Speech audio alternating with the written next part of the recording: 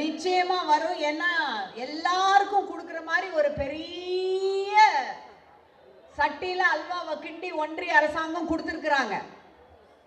ஆகையினால அந்த ஒன்றிய அரசாங்கம் உங்களுக்கு மிக குறிப்பாக தமிழ்நாட்டு மக்களுக்கு கொடுத்திருக்கின்ற அல்வாவை,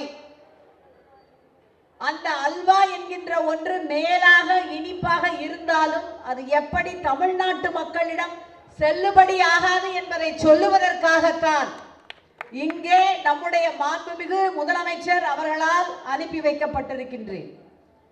இந்த கூட்டம் எதற்காக என்கின்ற நோக்கம் குறித்து இங்கே பேசிய அத்தனை பேரும் உங்களிடையே சொல்லிவிட்டார்கள்.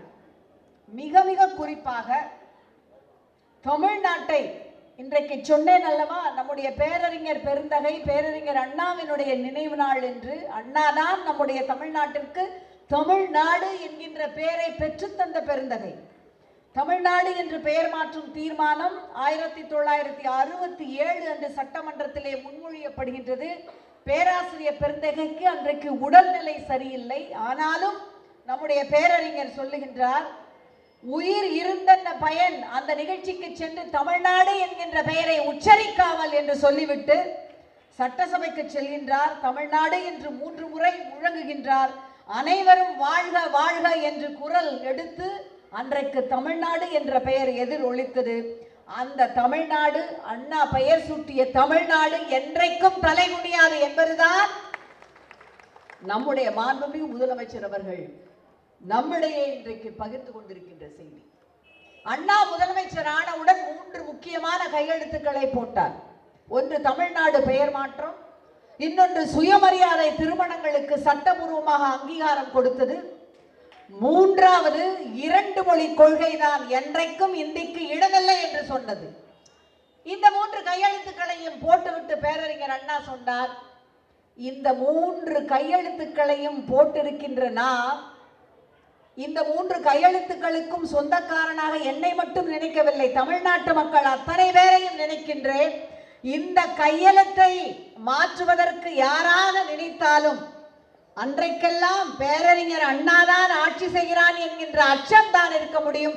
எந்த கொம்பனாலும் இந்த 3 கையெழுத்துக்களை மாற்றி அமைக்க முடியாது என்று சொன்னார்.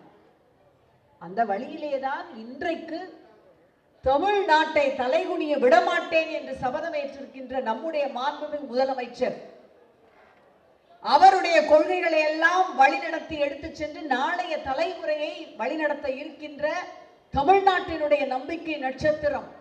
அண்ணா சொன்னார் அல்லவா, யார் யாரெல்லாம் சனாதன கோட்பாடுகளை தகர்த்து எறிகின்றார்களோ, யார் யாரெல்லாம் மக்கள் மனதில் இருக்கின்ற மூட நம்பிக்கை என்கின்ற அந்த தூசை நீக்கி அவர்களை அறிவுள்ளவர்களாக ஆக்க முனைகிறார்களோ அவர்களெல்லாம் திராவிடர்கள் என்று. அந்த திராவிடத்தினுடைய தீ பிழம்பு தீச்சுடர் நம்முடைய இளைஞருடைய செயலாளர் அன்பிற்குரிய தம்பி உதயநிதி ஸ்டாலின், இவர்கள் இருவரும் இணைந்து இரட்டை குழல் துப்பாக்கிகள் என வருகின்ற ஆபத்தை, அது எந்த ஆபத்து என்றாலும் அதனை தூசாக்குவோம் என்று உறுதியேற்றுக் கொண்டு தமிழ்நாட்டை வழிநடத்துவதோடு தேர்தலிலும் வெற்றி வாகை சூட வேண்டும் என்று உங்களை சந்திப்பதற்கு எங்களை எல்லாம் பரப்புரைக்கு அனுப்பியிருக்கிறார்கள்.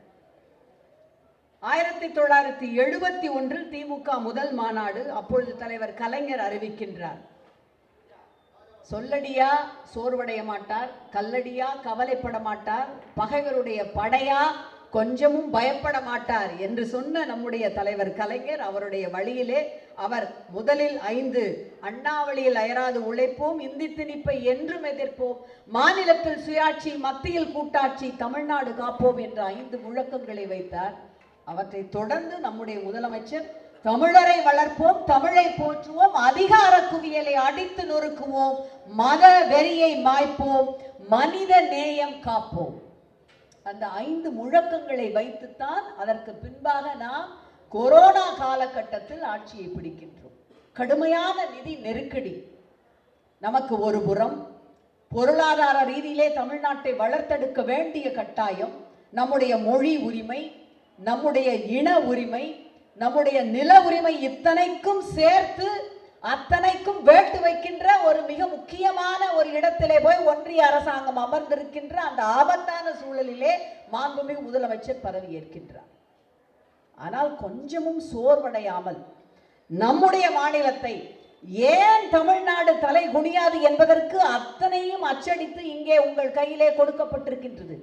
ஏன் தமிழ்நாடு தலை குனியாது? பெண்கள் முன்னேற்றமா முதலிடம், வேலை வாய்ப்பா முதலிடம், கல்வி அறிவா முதலிடம், சுகாதாரமா முதலிடம், மருத்துவமா முதலிடம், அத்தனை பேருக்கும் அனைத்தும் என்கின்ற சமூக நீதியா முதலிடம். இப்படி இந்தியாவிலேயே தமிழ்நாட்டை முதல் மாநிலமாக ஆற்றி இருக்கின்ற பெருமை நமக்கு உண்டு என்பதால் நாம் யாருக்கும் தாழாமல், யாரையும் தாழ்த்தாமல், அனைவருக்கும் அனைத்தும் என்கின்ற திராவிட மாடல் ஆட்சியை நடத்துபவர்கள் என்கின்ற பெருமிதத்தோடு உங்கள் முன்பாக நிற்கின்றோம். மிக அழகாக அருமையாக பட்டியலிட்டு சொன்னார் நம்முடைய சட்டமன்ற உறுப்பினர். என்னென்ன வகையிலே எல்லாம் அவர் இங்கே பணிகளை மேற்கொண்டிருக்கின்றார் என்று. நானும் என்னுடைய உறுப்பினர் நிதியிலே இருந்து இங்கு என்ன செய்திருக்கிறேன் என்பதை சுட்டிக்காட்டிவிட்டு மேற்தொடரலாம் என்று நான் நினைக்கின்றேன். அவர் சொல்லிய அந்த சமுதாய கூடத்திற்கு 5,50,00,000 மதிப்பீட்டில் என்னுடைய பாராளுமன்ற உறுப்பினர் நிதியிலே இருந்து இந்த தொகுதிக்கு கொடுத்திருக்கின்றது. இந்த தொகுதியிலே இருக்கின்ற மக்களாகிய நீங்கள் தான் இன்றைக்கு உங்களுடைய குறைகளை சொல்லுவதற்கு, உங்கள் குரலை எழுப்புவதற்கு எனக்கு 25,000 ஓட்டுகள் வாக்கு வித்தியாசத்தில் என்னை டெல்லிக்கு அப்படியே அனுப்பிய அந்த பெருமைக்கு சொந்தக்காரர்கள். ராஜா அண்ணாமலைபுரம் NS கார்டன் சென்னை நடுநிலை பள்ளிக்கு 14 லட்சம் மதிப்பீட்டில் 7 ஸ்மார்ட் வகுப்பறைகளுக்கான நிதி கொடுக்கப்பட்டிருக்கின்றது. மயிலாப்பூர் டர்ன்புல் சாலையில் 2 ஹைமாஸ் லைட் 10 லட்சம் ரூபாய் மதிப்பீட்டில் 2 விளக்குகள் தரப்பட்டிருக்கின்றன. மயிலாப்பூர் RK நகர் முதல் குறுக்கு தெரு வரசக்தி விநாயகர் தெருவிலே கேசவ பெருமாள் நுழைவு அந்த வாயிலே 2 ஹைமாஸ் லைட்டுகள் 10 லட்சம் செலவிலே தரப்பட்டிருக்கின்றது. நம்முடைய வள்ளீஸ்வரன் தோட்டம் வாழ்விட மேம்பாட்டு வாரிய குடியிருப்பை சுற்றி காம்பவுண்ட் வால் சுற்றுச்சுவர் அமைப்பதற்காக என்னுடைய தொகுதி நிதியிலே இருந்து 40 லட்சம் மதிப்பீட்டு ரூபாயிலே நிதி அளிக்கப்பட்டிருக்கின்றது. இந்த மயிலாப்பூர் தொகுதியை சார்ந்த பள்ளி மாணவ மாணவியர்களுக்கு 32 லட்சம் மதிப்பீட்டில் தளவாட பொருட்கள் வழங்கப்பட்டிருக்கின்றன. பெஞ்சஸ், எழுதுவதற்குரிய, அமர்ந்து எழுதுவதற்குரிய அந்த அவர்களுடைய பெஞ்சஸ் என்கின்ற விஷயங்கள்.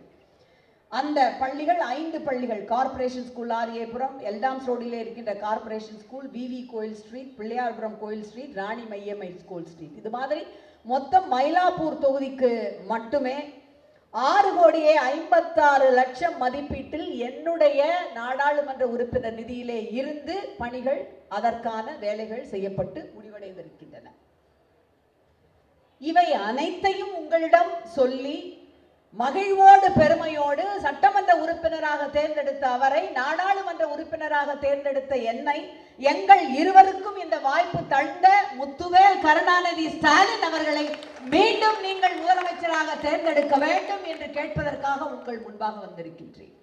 எப்பேற்பட்ட முதலமைச்சர்! நம்முடைய தந்தை பெரியார், பேரறிஞர் அண்ணா, முத்தமிழறிஞர் தலைவர் கலைஞர். பேரறிஞருடைய நினைவு நாள் என்று நான் சொன்னேன் உங்களிடத்திலே.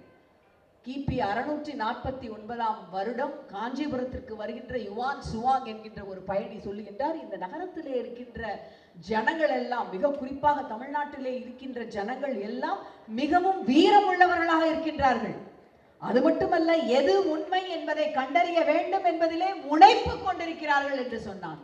நீங்கள் அந்த வீரம் மிகுந்த உண்மையை கண்டறிகின்ற தமிழ்நாட்டு மக்கள், உங்களுக்கு தெரியும் எது உண்மை, எது உண்மை அல்ல, எது உங்களுக்கு கொடுக்கப்படுகின்ற காலை உணவு, எது சத்தான உணவு, எது உங்களுக்கு கிண்டி கொடுக்கப்பட்டிருக்கின்ற அல்வா என்று மிக நன்றாக உங்களுக்கு தெரியும்.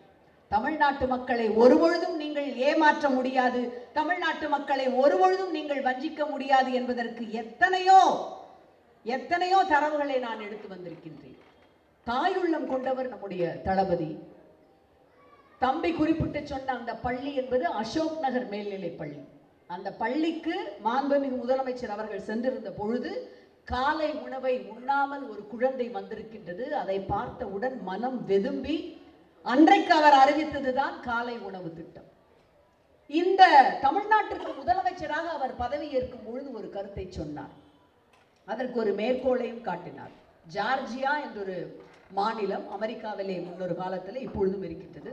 அடிமை முறை நிலவி வந்த அந்த காலகட்டத்திலே மார்ட்டின் லூதர் கிங் என்கின்ற ஒரு அறிஞர் அங்கே தோன்றுகின்றார். ஒரு மக்களை வழிநடத்துகின்ற ஒரு அரசியல் தலைவர். அவர் சொல்லுகின்றார், இந்த ஜார்ஜியா மாகாணத்தில் ஒரு நாள் அடிமைகள், முன்னாள் அடிமைகளும் அவர்களை அடிமையாக்கியவர்களும் ஒன்றாக அமர்ந்து உணவு உண்பார்கள்.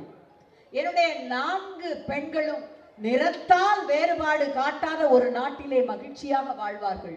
அந்த நம்பிக்கையும் கனவும் எனக்கு இருக்கின்றது.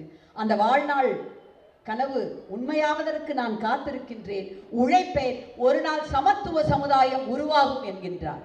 அதை சுட்டிக்காட்டி நம்முடைய மாண்புமிகு முதலமைச்சர் எனக்கும் தமிழ்நாட்டில் பொறுப்பேற்றுக் கொள்ளும் பொழுது ஒரு இனிய கனவு இருக்கின்றது. உங்களை என்னுடைய பின்பாக வாருங்கள் என்று நான் சொல்லவில்லை, எனக்கு முன்பாக செல்லுங்கள் என்று நான் சொல்லவில்லை, என்னோடு இணைந்து வாருங்கள், நாம் இணைந்து பயணிப்போம் என்று சொன்னார்.